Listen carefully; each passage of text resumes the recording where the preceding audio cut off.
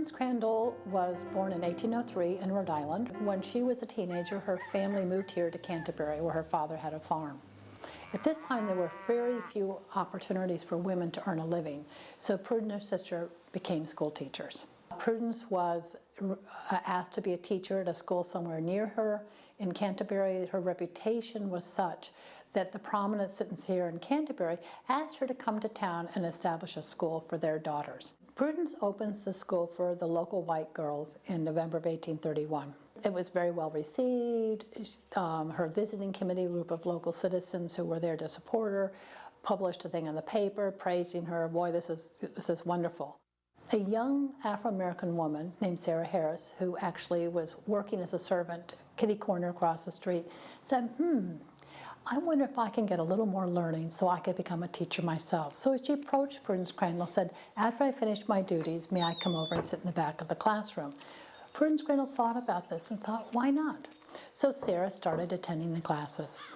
And what would happen is gradually the parents learned about the fact that Sarah was attending the classes, the same ones that they were paying top dollar for their daughters to come and to participate in. So they withdrew their daughters. They said, this is not right. We don't want our daughters to be in a classroom with a young Afro-American girl.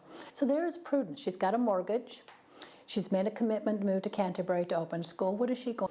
So she really starts thinking about this and gets the idea that maybe she will open a school for only young Afro-American women.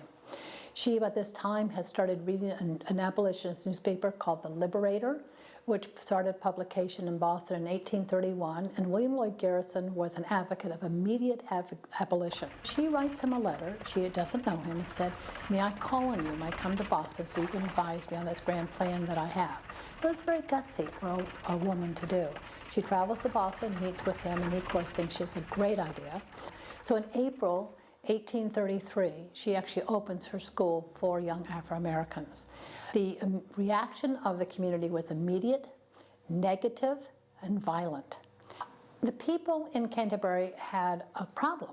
You know, leading the group of people against the school, of which was led by the next door neighbor, Andrew Judson, they had a problem. How do they stop the school? They had tried to intimidate her, and she was not intimidated. So what are they going to do?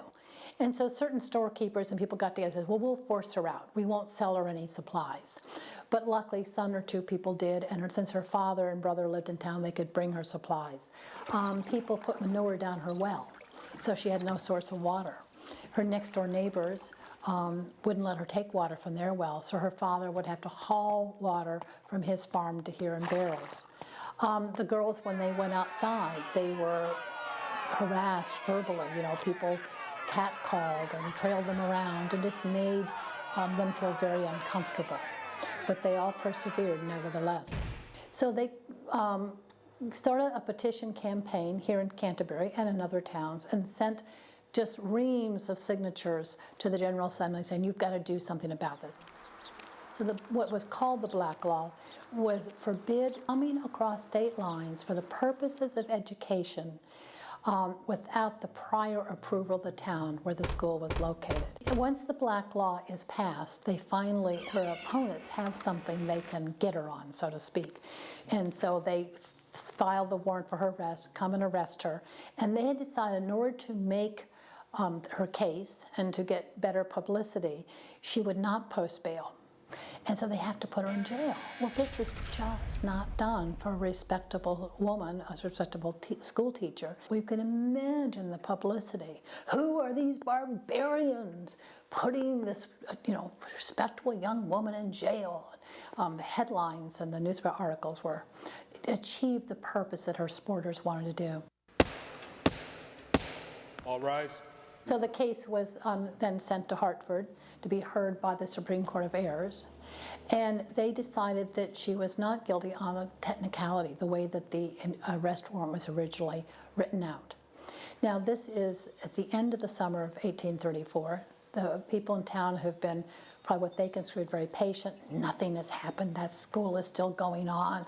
So they take action in their own hands, and in September, in the middle of the night, a mob actually attacks the building. We do know from other information that There were 2 girls sleeping in this room in September 1834 when the building was attacked in the middle of the night. There's a description of the windows being broken in, and the windows are literally pushed in. So these 2 girls in bed are watching glass come down on them. Luckily, they weren't hurt in any way. In January of that year, someone set the house on fire.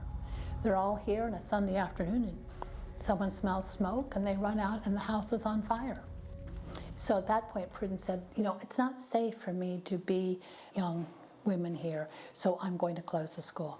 By the 1870s, I don't know who initiated it originally, but the state of Connecticut is sort of embarrassed that it's got this black mark on its name. And so people petitioned, and actually the town and the state actually formally apologized to Prudence Crandall, and because of the public opinion, and Samuel Clemens, Mark Twain was part of this, they actually gave her an annuity. And that was actually made a big difference to her, because she frankly was pretty much poverty-stricken living in Kansas. And she described that with this annuity she was able to buy a better house and live more comfortably the very last few years of her life. She helped enhance the awareness of what becomes the abolition movement, brings forward the fact that Afro Americans have limited opportunities. She serves as a role model for people, with courageous actions. People often say, what can one person do? Well, look what she did.